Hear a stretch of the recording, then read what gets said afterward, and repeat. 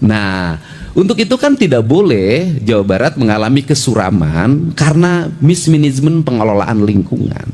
Maka orang harus disadarkan. Maka saya membuat tahapan itu tidak sembarangan. Pertama saya membuat tahapan adalah menyiapkan sumber daya industri baru di Jawa Barat. Apa sih kelemahan orang Jawa Barat itu? Kelemahan Jawa Barat itu ada ITB, tapi orang Jawa Barat kurang yang di ITB itu. Jadi orang Jawa Barat tuh di matematika, di fisika, di kimia, di teknik elektro tuh agak rendah. Untuk itu saya mendorong hari ini untuk anak-anak Jawa Barat, satu kursus sudah saya siapin tuh.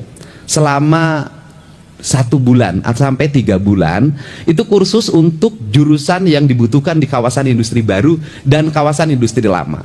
Jurusannya otomotif, kemudian elektro dan sejenisnya, fashion.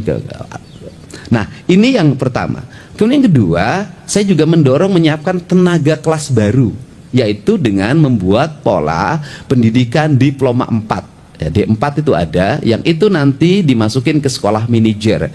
Mereka dididik bagaimana cara bangun, cara nyiapin sepatu, cara melipat baju, cara pakai dasi, cara jalan, cara bicara, cara membukukan badan, karena calon orang manajer itu disiapin. Nah, targetnya apa? Targetnya adalah dalam waktu, dan satu lagi S1 ya.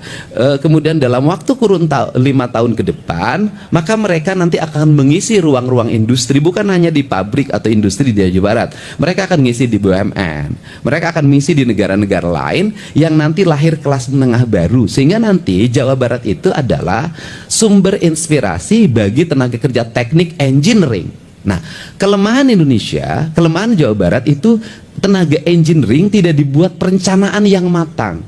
Tiongkok engineeringnya banyak sekali, Amerika banyak sekali, India banyak sekali, Korea banyak sekali. Indonesia ini banyak kan sarjana sosial jurusannya, dan jurusan sarjana sosial tidak berubah-ubah. Itu fakultas ekonomi dari dulu begitu, fakultas hukum dari dulu begitu, fakultas administrasi negara dari dulu begitu, kan gitulah. Nah, sehingga itu kebanyakan menjadi pelanggarnya ASN. Kalau ASN tidak terikat, yang penting sarjana, nanti kenaikan golongan, jabatan gampang ukurnya. Nah, tapi kalau di tenaga-tenaga teknik seperti ini nggak bisa dengan pola seperti itu. Nah, sehingga ada yang disebut dengan revolusi pendidikan culture Jawa Barat, sehingga perubahan struktur pendidikan dan perubahan perilaku. Nah, sehingga apa sih yang hiripkan? Anak-anak generasi kita baru nanti itu yang ada di lingkungan industri, itu mereka jadi tenaga kelas menengah baru. Kalau sudah jadi tenaga kelas menengah baru, bagaimanapun di dunia industri itu ikatan emosional itu ada.